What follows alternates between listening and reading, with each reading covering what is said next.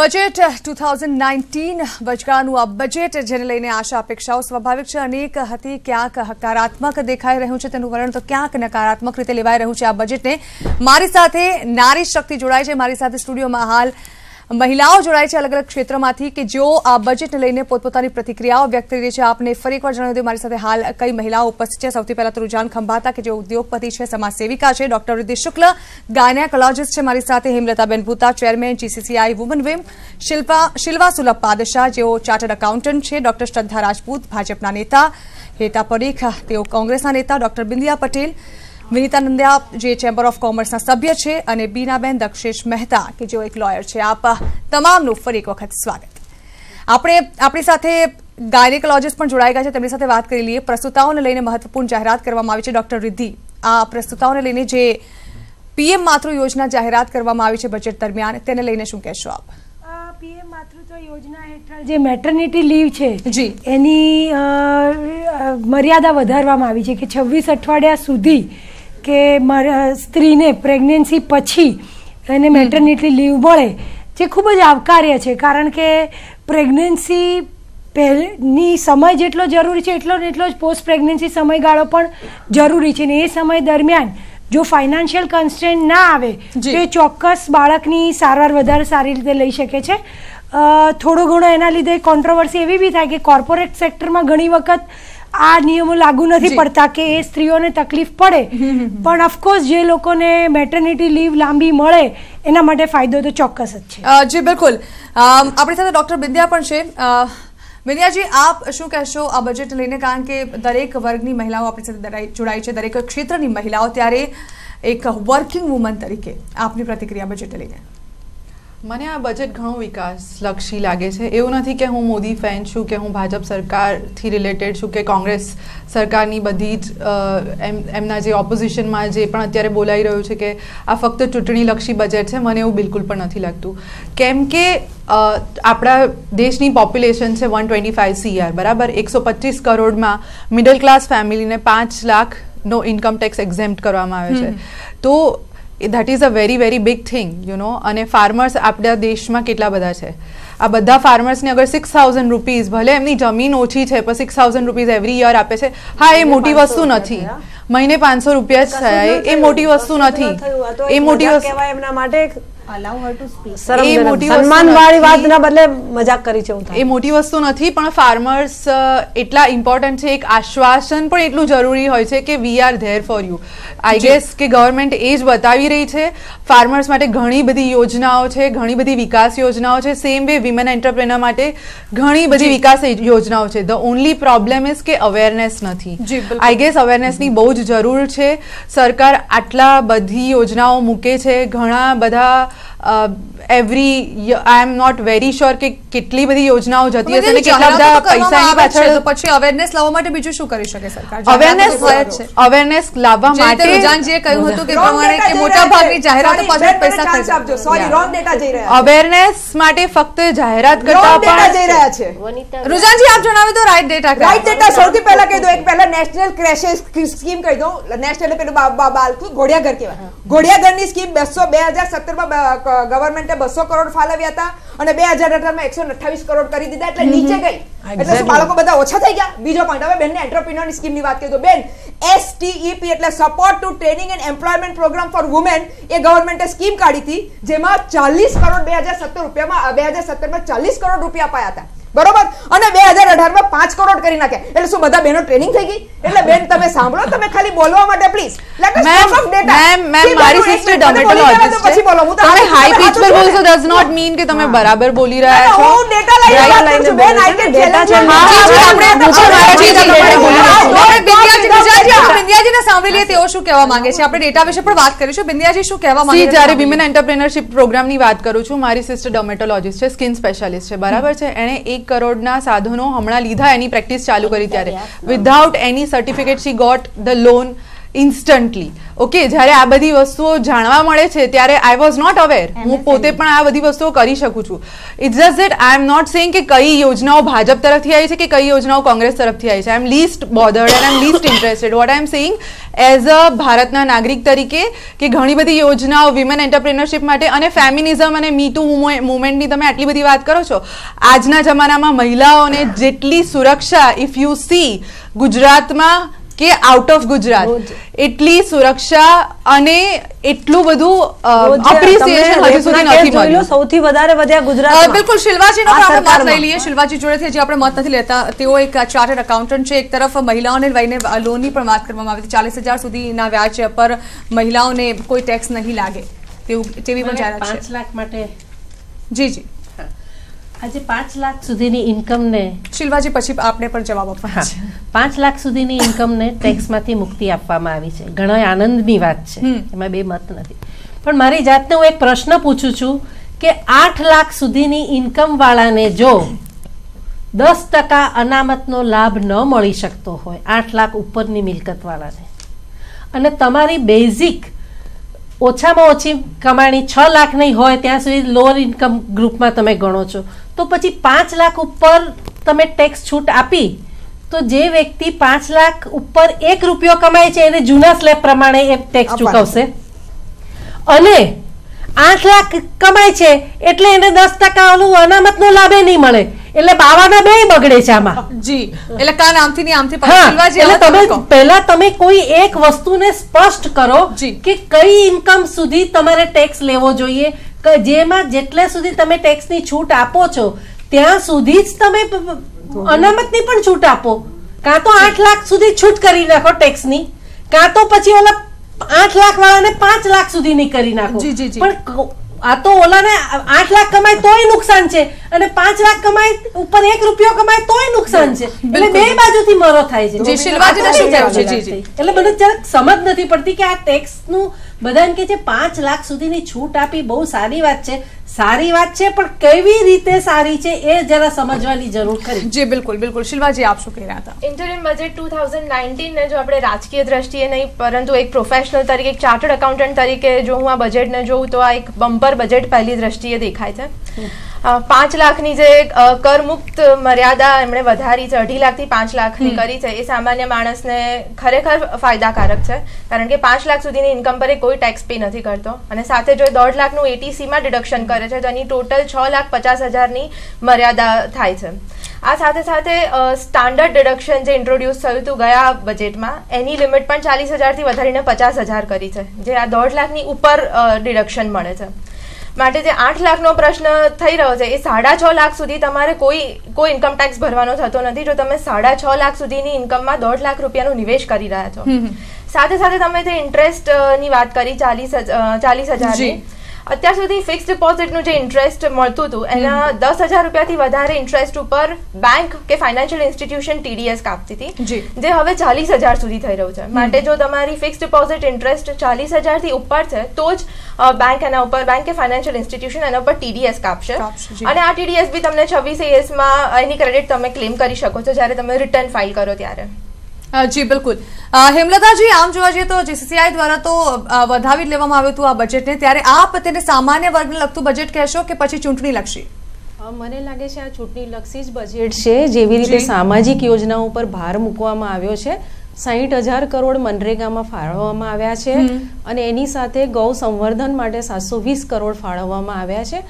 એ જેવી રીતે અત્યારે રામ મંદિરનો જે એક વિવાદ ચાલી રહ્યો છે, ક્યાંક એને તમે લિંકઅપ કરી શકો છો. અને આપણે એક પૂર્વ વડાપ્રધાને કહ્યું હતું કે ગરીબો માટે કોઈ પણ યોજના કરીએ છીએ એના 1 રૂપિયાના બજેટમાંથી માત્ર 5 પૈસા જ તેના સુધી પહોંચે છે. તો ખરેખર આપણે આની પર કઈ રીતે પ્રશ્ન કરી શકીએ કે જે યોજનામાં હજારો કરોડ ફાળવવામાં આવ્યા છે તે જરૂરિયાતમંદ વ્યક્તિઓ કે લોકો સુધી પહોંચી શકશે. 6 કરોડ જેટલા ઉજ્જવલના કનેક્શન આપવાની વાત થઈ છે, પણ રૂઝાનબેને જેમ કહ્યું છે એમ એમને BPLથી APLમાં લઈ આવ્યા. એના કારણે એક તો સરકારની જે પોતાની ફરજનિષ્ઠા હતી એ ઘટી ગઈ ગરીબ વર્ગના લોકો પ્રત્યેની. બહેનો માટે એક મેટર્નિટી લીવ્સ માટે જે 26 અઠવાડિયા ફાળવ્યા છે એને પ્રાઇવેટ સેક્ટરમાં પણ ફાળવવાની જરૂર છે. કારણ કે પ્રાઇવેટ સેક્ટરની અંદર બહેનોને એ રજાઓનો લાભ મળતો નથી અને શ્રમજીવી વર્ગ જે છે એની બહેનોને તો ખૂબ જ ફેસ કરવું પડે છે. એક બીજી યોજના છે પ્રધાનમંત્રી શ્રમજીવી મંથન યોજના, જેની અંદર તમે 100 રૂપિયા પ્રતિ માસ ભરશો તો 60 વર્ષ પછી તમને 3000 રૂપિયા એમાં પેન્શન આપવામાં આવશે. એના માટે અવેરનેસ લાવવી ખૂબ જરૂરી છે. એક બીજી યોજના પ્રધાનમંત્રીજીના અંડરમાં લીધેલી છે કે જેની અંદર શ્રમજીવીઓ માટે જેટલું એમના હેલ્થ અને આરોગ્ય માટે કરવા માટે એમને આ જે આરોગ્ય મિશન નામની યોજના છે એને હજુ વધારે એક્સપાન્સ કરવાની જરૂર છે. કારણ કે દેશની જ્યારે 125 કરોડ ઉપરની વસ્તી હોય ત્યારે ખરેખર જરૂરિયાતમંદ સુધી આરોગ્યલક્ષી યોજનાઓ કેટલી પહોંચે છે? જી વિનીતાજી, આપનો મત? હું એટલું જ કહીશ કે આ એક ચૂંટણીલક્ષી જ બજેટ છે અને હું સમર્થન કરું છું. અને બીજી વસ્તુ એ છે કે આ બધી યોજનાઓ ડિક્લેર થઈ, એમાં મહિલાઓની વાત કરીએ તો મહિલાઓનું અનામત પ્રમાણે જળવાય છે ખરું? નથી જળવાતું. આજે રેલવે હોય કે ખેતીવાડી હોય કે એજ્યુકેશન હોય કે કોઈ પણ સેફટી સિક્યુરિટીનો મામલો હોય તો મહિલાઓ માટેનું ફાળવેલું બજેટ ત્યાં સુધી જતું નથી. એ હકીકત છે. આજે તમે ટ્રેનોમાં પણ જુઓ, કોઈ સેફટી કે સિક્યુરિટીની વાત જ નથી, કોઈ સીસીટીવી કેમેરા નથી, મહિલાઓના ડબ્બામાં પણ નથી. આજે કેટલી મહિલાઓ ખેતીવાડી ઉદ્યોગ સાથે પણ જોડાયેલી છે, કોટેજ ઇન્ડસ્ટ્રીમાં પણ જોડાયેલી છે. આજે કોઈ પણ યોજના હોય સરકારની એની અવેરનેસ તો ફેલાતી જ નથી. અને એ અવેરનેસ કદાચ ચલો ફેલાય તો પણ એ વસ્તુ મેળવતા એને આંખે પાણી આવી જાય છે. આ યોજનાઓ ઓન પેપર જ પડી રહે છે, પણ જેટલું બજેટ ફાળવ્યું હોય એનું એટલીસ્ટ 10 થી 15% પણ ડિસ્ટ્રીબ્યુશન થતું નથી. તો આ બધી વસ્તુઓ ખૂબ જ ધ્યાન રાખવી જોઈએ સરકારે. યોજનાઓ ડિક્લેર કરવાથી કશું નથી. હાલ આ મુદ્દે ચર્ચા પણ ચાલી રહી છે. મારી સાથે મહેમાનો પણ જોડાયેલા છે. મારી સાથે ડોક્ટર શ્રદ્ધા છે કે જો ભાજપથી છે મારી સાથે. શ્રદ્ધાજી, આપ કંઈક કહી રહ્યા હતા. મને જે અહીંયા બે પેનલિસ્ટે એક ક્વેશ્ચન કર્યો હતો, મને એને બસ 30 સેકન્ડમાં ક્લિયર કરવો છે and that was a right, કારણ કે એમાં થોડું એમને સમજવા જેવું છે. માન્ય રાજીવ ગાंधी જે કહ્યું હતું કે ભાઈ मैं 1 रुपया दिल्ली से भेजता हूँ लेकिन 15 पैसा आता है, वो भी हमारे माननीय प्रधानमंत्री थे. तो 85 पैसा इट मीन्स એ કહે છે કે ભાઈ વચ્ચેની ગાળામાં કરપ્ટ થઈ જાય છે. હવે વસ્તુ એ હતી, એ જ વસ્તુ સમજવા જેવી છે અને બહુ સારું થયું કે આ ક્વેશ્ચન રેઝ કરવામાં આવ્યો છે તો વ્યુઅર્સને ખબર પડશે. જ્યારે આપ વાત કરી રહ્યા છો કે આ કરપ્શન, તો એને જ એસેસ કરવા માટે જ્યારે બહુ જ જોરશોરથી થયું કે ભાઈ પ્રધાનમંત્રી જનધન ક્યું ખુલાયા, જનધન ક્યું ખુલાયા. હવે આ વસ્તુને સમજો કે જે વ્યક્તિને આપણે આજે માની લો કે આજે કિસાનને 2000 રૂપિયા આપવાના છે, તો સપોઝ 2000 રૂપિયા માટે સૌથી પહેલા એ કિસાનનું અકાઉન્ટ પ્રધાનમંત્રી જનધન અકાઉન્ટમાં ખુલેલું જ હશે અને એ 2000 રૂપિયા નીકળશે અને ડાયરેક્ટ એ કિસાનના અકાઉન્ટમાં જશે. વચ્ચે વચેટિયા પ્રથા જે સિસ્ટમ છે એ ડીબીટી અકાઉન્ટ દ્વારા ખતમ થઈ ગઈ છે. જ્યાં સુધી વચ્ચે જ્યારે ઓફ હતો ત્યારે એક બેને કીધું કે ચેક બી હોય છે, તો પૈસા જ્યારે રોકડમાં ટ્રાન્સફર થતા હોય છે ત્યારે વચ્ચે કોઈ લેતી દેતી થઈ શકે છે, એટલે ચેક સિસ્ટમ આવી. પણ ચેક સિસ્ટમમાં તમારી પાસે જો અકાઉન્ટ ના હોય તો એ ચેક તમારા ઘરના ક્યાંક ખૂણામાં પડ્યો હોય છે. જેમ વર્ચ્યુઅલ આઈ ક્લાઉડની અંદર આપણી બધી વસ્તુ હોય છે, એમ વર્ચ્યુઅલ આ પૈસા જે હોય છે એટલે એ ચેકનો બી યુઝ થતો નથી અને એ પૈસા ગમે ત્યાં તમારા ઘરમાં પડ્યા હોય છે. દેખાય કે ગવર્મેન્ટમાંથી નીકળી ગયા છે પણ એકચ્યુઅલમાં બેંક અકાઉન્ટ નથી, એટલે ત્યાં પહોંચ્યા નથી. આ બધી જ વસ્તુને અસેસ કરવા માટે અર્થવ્યવસ્થાની અંદર આજે 100% લોકો પાસે અકાઉન્ટ્સ છે. પહેલા જે આપણે બધા લોકો હતા જે લોકો અકાઉન્ટ ખોલાવી શકતા હતા એવા 50% લોકોએ તો દેશમાં અકાઉન્ટ ખોલાવેલા જ હતા, પણ જે ગરીબ બેંક સુધી નહોતું જઈ શકતું એને પ્રધાનમંત્રી જનધનના કારણે બેંકોએ ખૂબ સારી મહેનત કરી. બેંકના કર્મચારી અધિકારીઓ એના માટે ધન્યવાદને પાત્ર છે. એ લોકોએ આજે અકાઉન્ટ ખોલેલા છે અને આજે જે 1 રૂપિયો છે ડાયરેક્ટ अकाउंट में जतो रहे, એટલે 1 रुपये का पैसा डायरेक्ट 1 रुपये में जाता तो बीच में 85 पैसे का करप्शन नहीं होता. That system called as a DBT which was started by the Modi सरकार. જી બિલકુલ. હેતાબેન શું કહી રહ્યા છો? હું કહું છું કે આ બેંકની વાત કરી, બેંકમાં અત્યારે મિનિમમ બેલેન્સ રાખીને કામ કરવાની જે વાત થઈ ગઈ એના કારણે તો લોકોના પૈસા બેંકમાં જ પડ્યા રહે છે. આ 6000 રૂપિયા આવશે એમાંથી અત્યારે હવે મિનિમમ બેલેન્સ 5000 રાખવાનું, એ 1000 રૂપિયા ઉપાડીને શું ગવર્મેન્ટના જે તમે વિચાર કરો, એ ગવર્મેન્ટ થ્રુ રૂલ્સ આવ્યો. પહેલા 500 રૂપિયા પણ નતા ફિક્સ રહેતા હતા, હવે બેંકોના આ પૈસા લોકોના પૈસા સરકાર વાપરી રહી છે. એટલે બેંક બેલેન્સ બેનિફિટ રાખીને જે પૈસા બેલેન્સ હોય લોકોના પડ્યા રાખવામાં આવે છે, બેંક કરેક્ટ કરો.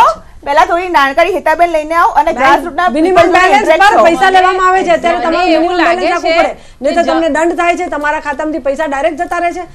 આના કારણે તો ફાયદો મળતો નથી. બિચારો સામાન્ય માણસ એનો 6000 પગાર હોય પણ એ જો બેંકમાં ખાતું હોય તો એને મિનિમમ બેલેન્સ રાખવું પડે છે, એને પોસાતું નથી. કેવી રીતે એનું ઘર ચલાવે? શિલ્વાજીને વાત કરીશ. આગામી 2 વર્ષમાં ઇન્કમટેક્સમાં હવે ડિજિટલ સ્ક્રુટિની થશે, રિટર્ન ફાઇલ કરનાર રૂબરૂ આઈટી ઓફિસ નહીં જવું પડે. કઈ રીતે ફાયદાકારક આ સુવિધા? આ સિસ્ટમથી સૌથી મોટો બેનિફિટ જો થવાનો હતો એ ટ્રાન્સપરન્સીનો છે. અત્યારે જે ઇન્કમ ટેક્સ ઓફિસર્સ સાથે જે લેવડ દેવડના વ્યવહારો થઈ રહ્યા છે એ ઘણા ખરા અંશે એમાંથી બહાર આવી જઈ છે ટેક્સ સિસ્ટમ.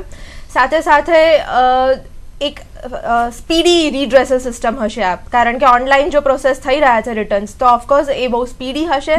સામે તમે કોની સાથે ડીલ કરી રહ્યા છો, તમને એનું કશું નામ કે કંઈ જ ખબર નહીં હોય, એની કોઈ આઈડેન્ટિટી તમને ખબર નહીં હોય, એટલે બહુ અનબાયસ્ડ રીતે આ બધું પ્રોસેસ થશે. અત્યારે જેટલા ઇન્કમ ટેક્સ રિટર્ન પ્રોસેસ થઈ રહ્યા છે એમાં ઘણો ટાઈમ લાગી રહ્યો છે. આ બજેટમાં ગવર્મેન્ટે 24 કલાકમાં રિટર્ન પ્રોસેસ કરવાની આપણને પ્રોમિસ આપેલી છે. આ વખતે પણ અસેસમેન્ટ યર 18-19ની વાત કરીએ તો total 99.94% return without scrutiny process થઈ ગયા છે. આ એક બહુ જ પોઝિટિવ, અને જે લોકો સામાન્ય માણસ જે લોકોને પોતાનું રિફંડ ક્લેમ કરવું છે, જે પોતાનું ગવર્મેન્ટ પાસેથી ટેક્સ પાછો લેવા માંગે છે, જે 26 AS માં દેખાય છે, એ લોકો માટે આ ખરેખર ખૂબ ફાયદાકારક છે. નવું ઘર ખરીદવાવાળાઓને પણ જીએસટીમાંથી રાહત આપે તેવી સરકાર યોજના લાવવાની વિચાર કરી રહ્યા છે. તો તમને શું લાગી રહ્યું છે? જીએસટીમાં તો એક હાવ ઊભો થયેલો છે કે જીએસટી એટલે હવે કે લોકોને એવું છે કે મારે વધારે પૈસા ચૂકવવા પડશે, ત્યારે આ એક યોજના જે છે તે લોકો માટે એક સારી કહી શકાય તેવી યોજનાને ગણો છો શિલ્પાબેન આપ? અફોર્ડેબલ હાઉસિંગ પ્રોજેક્ટની સ્કીમથી 1 વર્ષ એક્સટેન્ડ કરવામાં આવી છે. જીએસટીમાં જો એના ફાયદા અને ગેરફાયદા વિશે વાત કરીએ તો ગેરફાયદામાં જે લોકો ખોટું કરતા હતા એ લોકો માટે આ જીએસટી સિસ્ટમ એ ખરેખર એક નડતર રૂપ છે. પણ સાથે સાથે જે લોકોને ખરેખર જીએસટીના પ્રોવિઝન્સ કમ્પ્લાય કરવા છે એ લોકો માટે જીએસટી પોર્ટલ પણ અત્યારે જે બરાબર નથી ચાલી રહ્યું, એના લીધે પણ જે લોકો ખરેખર પોતાના જીએસટી પ્રોવિઝન્સ કમ્પ્લાય કરવા માંગે છે તે નથી કરી શકતા. તો જીએસટી એ સિસ્ટમમાં ટ્રાન્સપરન્સી માટે ખરેખર બહુ જ આવકાર કાર્ય છે એ પગલું માટે. GST is actually good and simple tax. જી બિલકુલ. બીનાબેન, ઉજ્જવલા યોજના હેઠળ પણ 8 કરોડ ગેસ કનેક્શન આપવાનો વાયદો કરવામાં આવ્યો છે, એટલે લાગે છે કે મહિલાઓને હવે ચૂનામાંથી છુટકારો મળશે, ગેસ કનેક્શન મળશે? આ તો એવું વાત થઈ કે એક પાસેથી લઈ બીજા પાસે આપી. કઈ રીતે? વર્ષની અંદર 12 તમને સિલિન્ડર મળશે. પહેલા આપણી પાસે ચૂલા હતા બધાના ઘરમાં, પછી બધા પાસે એક બાટલા આવ્યા, એકમાંથી પછી 2 બાટલા થયા, 2 બાટલામાંથી બધા પાછા લઈ લીધા. હવે તમને લિમિટેડ રેશનિંગ ની અંદર બાટલા આપવામાં આવ્યા, તમારી પાસેથી લઈને બીજાને આપ્યા છે, એમને પોતે જનરેટ કરીને વધારાનો નથી આપ્યું. અને બીજા ફાયદો કોને કેટલા કર્યા?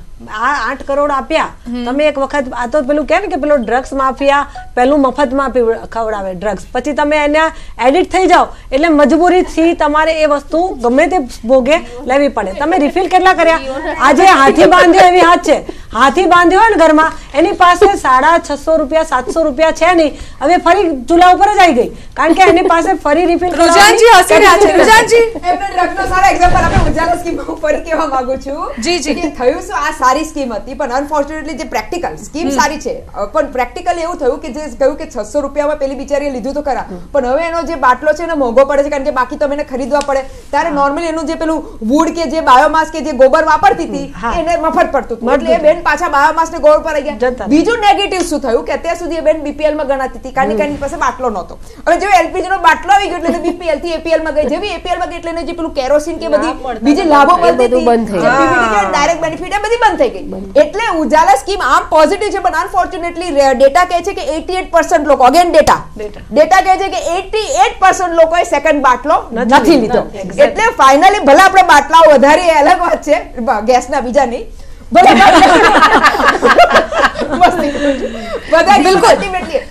સ્ટાર્ટઅપમાં પણ ભારત વિશ્વનું બીજા નંબરનો દેશ છે અને આર્ટિફિશિયલ ઇન્ટેલિજન્સ પોર્ટલ પર ઝડપથી ડેવલપ કરાશે એવું કહેવાયું છે. બીજા નંબર લખી ગયું પણ મારી પાસે એનો ડેટા નથી, પણ મારી પાસે બીજો સરસ ડેટા છે. સરસ ડેટા એ કહે છે કે આપણી પાસે પૂરા ઇન્ડિયામાં 58 કરોડ એન્ટરપ્રિન્યોર છે. 58.5 મિલિયન. હા, એટલે 58.5 મિલિયન કેટલા, સોરી 6 કરોડ એપ્રોક્સિમેટલી આપણી પાસે એન્ટરપ્રિન્યોર. એ 6 કરોડ માંથી ખાલી બહેનો 80,000 છે, એટલે 14% થાય છે. અને એ 80,000 બહેનો બી માંડ પેલો શું કે જે સર્વે કર્યું છે એ 80,000 બહેનોમાં બી બહુ પ્રોબ્લેમ થઈ રહ્યો છે ઇન ટર્મ્સ ઓફ કે એ લોકોને ફાઇનાન્સ નથી મળતું. અને એ કહે છે કે ઇન્ડિયામાં એક્ઝામ્પલ આપું છું કે 42% બહેનો લેડીઝ ગ્રેજ્યુએટ થાય છે. એ 42 માંથી 24% બહેનો જોબ મળે છે, એટલે 24 જોબ નથી મળતી, 24% બહેનો જોબ કરે છે ને, ગ્રેજ્યુએટ જોબ કરે છે. એમાંથી ખાલી 10% બહેનો સિનિયર લેવલ પર જાય છે અને ખાલી 1% બહેનો સીઈઓ લેવલ પર જાય છે. એટલે જે અહીંયા પેનલિસ્ટે સ્ટાર્ટિંગમાં કહ્યું કે જે શું કહેવાય પે ગેપ છે, જેન્ડર પેરિટી છે, જે પૈસા જે બહેનોને પૈસા મળવા જે આટલે આખા દિવસ મહેનત કરે, ઘર સંભાળે, બાળક સંભાળે, ઓફિસ સંભાળે, એના લીધે આ બધો આખો ઇશ્યુ થાય છે. બીજો ઇશ્યુ છે કારણ કે બહેનોને રીસ્કિલ નથી થતા. એટલે કે ઘણી બહેનો, એક બીજો સર્વે કહે છે કે 48% નોન વર્કિંગ વુમેન કહે છે કે અમારે ફરી બિઝનેસ કરવો છે, ફરી આમાં આવું છે, પણ 69% કહે છે કે અમને ફાઇનાન્શિયલી નથી ઘરવાળા સપોર્ટ કરતા, કારણ કે ઘરવાળા તો ઉડાવે કે બેન અમારે તો પૈસા ડૂબી જશે. એકચ્યુઅલી એક વચ્ચે ડિબેટમાં એક મોટા સાહેબ પોતાની દીકરીને પૈસા આપે છે, તો દીકરી કહે છે હા મારા પપ્પાને પહેલા બહુ બીક લાગી કે એના પૈસા ડૂબી જાય. અરે મેં કહું કે શરમ આવી જોઈએ તારા પપ્પાને એવું બીક લાગે તો. એટલે અલ્ટિમેટલી આ એક સત્ય છે ને આ બધું માઇન્ડસેટનું ઇશ્યુ છે, પણ ઓબ્વિયસલી ગવર્મેન્ટ એને આગળ કરે તે કેમ. બિલકુલ, ગ્રેજ્યુએટીની વય મર્યાદા પણ 10 લાખથી વધારીને 30 લાખ કરાઈ છે. ન્યૂ પેન્શન સ્કીમમાં સરકારની ભાગીદારી 14%. આંકડાઓ છે જે બજેટ દરમિયાન જાહેર કરવામાં આવ્યા હતા.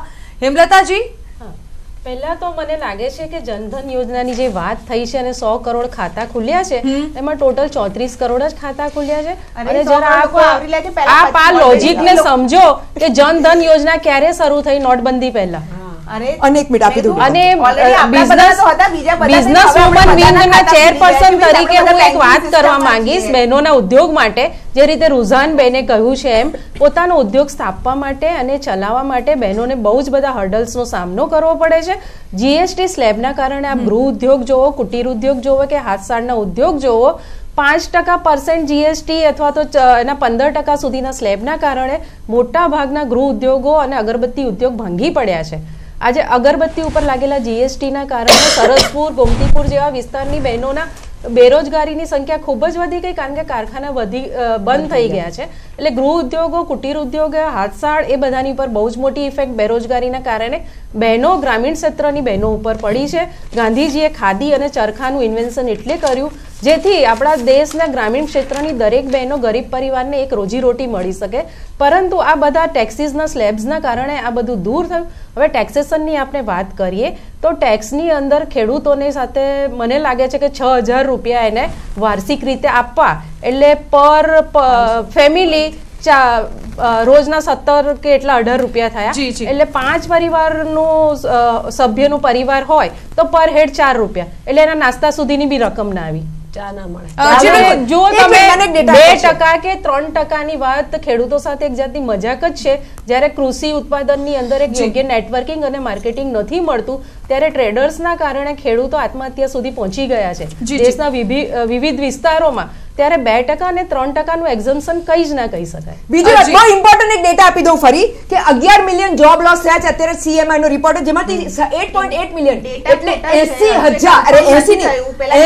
લાખ બહેનોના જોબ લોસ થયા છે. 80 લાખ ને જેમાંથી આ જે એમને કહ્યું ને સરસપુરને, એ બહેનો 6.5 મિલિયન એટલા બહેનોના જોબ લોસ થયા. એટલે તમે સમજો કે સૌથી વધારે ફોર વોટ એવર રીઝન્સ બહેનો હિટ થઈ છે ઇન ટર્મ્સ ઓફ, અગર તમે પ્રોફેશન વાત કરો, વર્કિંગ વાત કરો. અને 2016માં 32% બહેનો જોબ પર હતી, અત્યારે 23% પર બહેનો આવી ગઈ છે જોબ પર. આ એક અગેન ડેટા છે સીએમઆઈ નો.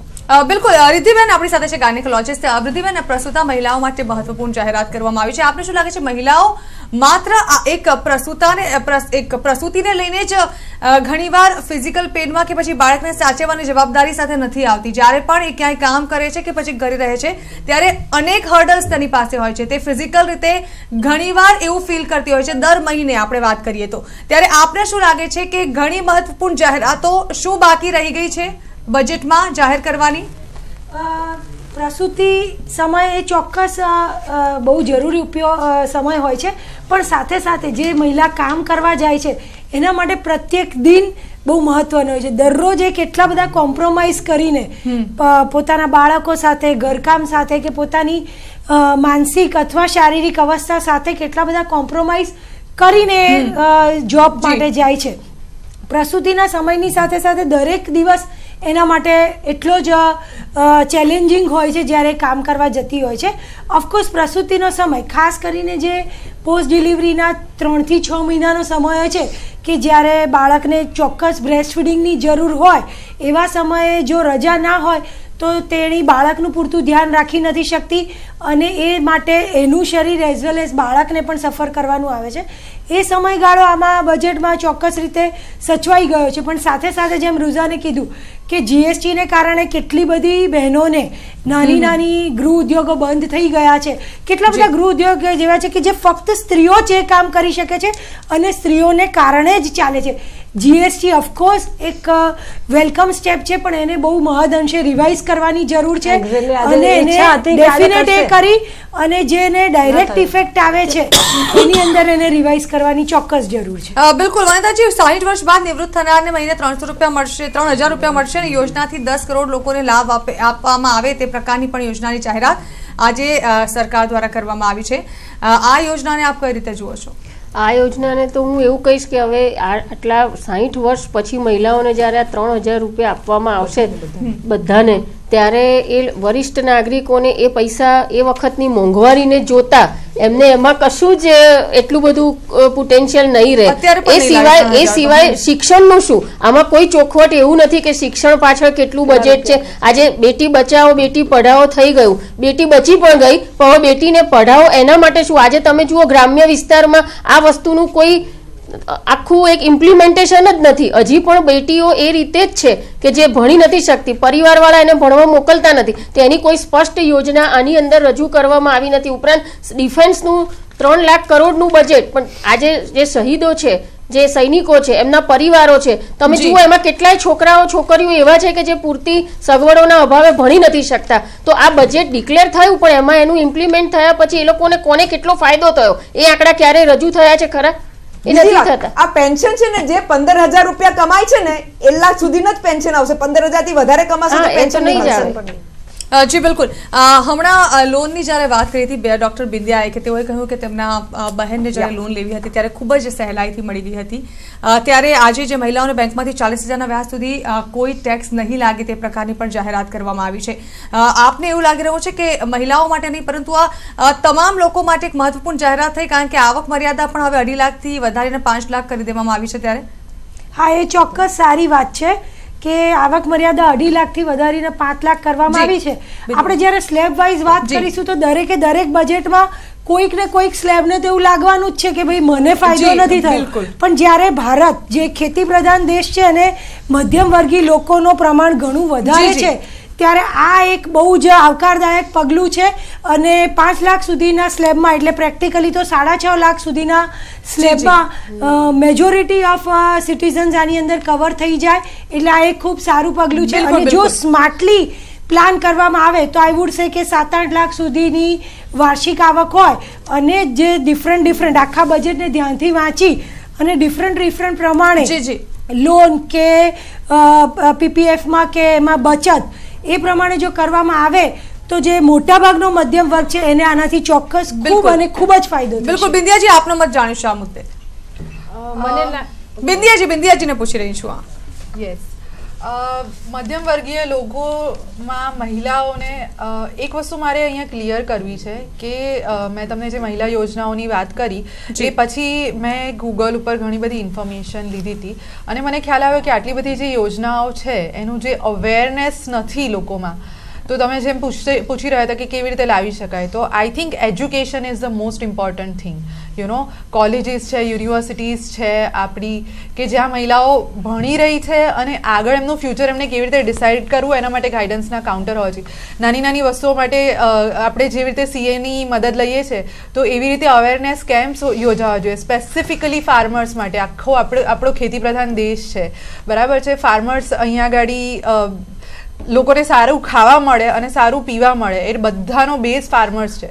અત્યારે ફાર્મર્સ ગમે તેટલા હેરાન થઈ રહ્યા હોય, ફાઇનલી એ લોકો જંતુનાશક દવાઓ કે ઇનઓર્ગેનિક વસ્તુઓનો યુઝ કરીને કે ઇન્જેક્શન્સનો યુઝ કરીને ગમે તેવી દવાઓ બનાવતા હોય. બિંગ અ ડાયટિશિયન આઈ નો કે એના કેટલા બધા સાઇડ ઇફેક્ટ્સ છે અને એ બધા સાઇડ ઇફેક્ટ્સ આપણા યુથને ઇનડિરેક્ટલી અફેક્ટ કરતા હોય છે. સો એક ટ્રાન્સપરન્સી એટલીસ્ટ ખાવા પીવામાં તો આવે, એ બધી વસ્તુઓ બહુ ઇમ્પોર્ટન્ટ છે. તો ખેડૂતોને પણ રેગ્યુલર બેસિસ પર આવા અવેરનેસ પ્રોગ્રામ કરવામાં આવે, એમને સમજાવવામાં આવે કે આગળ એ કેવી રીતે બિઝનેસ કરી શકે. એ બધી વસ્તુઓ પણ એટલી જ ઇમ્પોર્ટન્ટ છે. ખાલી બજેટ આપી દેવાનું ઇઝ નોટ ઓનલી ઇમ્પોર્ટન્ટ, એનું એપ્લિકેશન કેવી રીતે કરવાનું છે that is also another part of it. જી બિલકુલ. તો અનેક આશા અપેક્ષાઓ સાથે આ બજેટ આવે છે અને અનેક વર્ગના લોકો તેનાથી ખુશ પણ થાય છે અને કેટલાક નારાજ પણ થાય છે. મહિલાઓ માટે જે આશા હતી તે પ્રમાણે બજેટ જાહેર નથી કરવામાં આવ્યું તેવું પણ કેટલીક મહિલાઓનું મત છે. તો કેટલીક મહિલાઓ તે બજેટને આવકારી પણ રહી છે.